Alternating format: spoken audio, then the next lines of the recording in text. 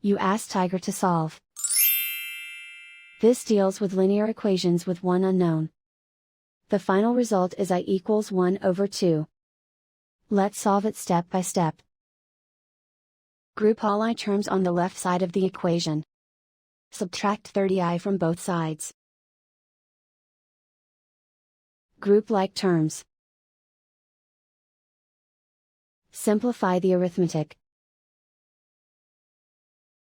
Group like terms. Simplify the arithmetic.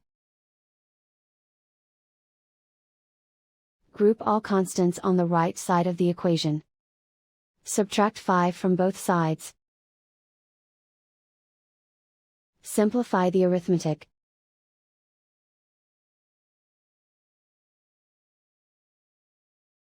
Isolate the I.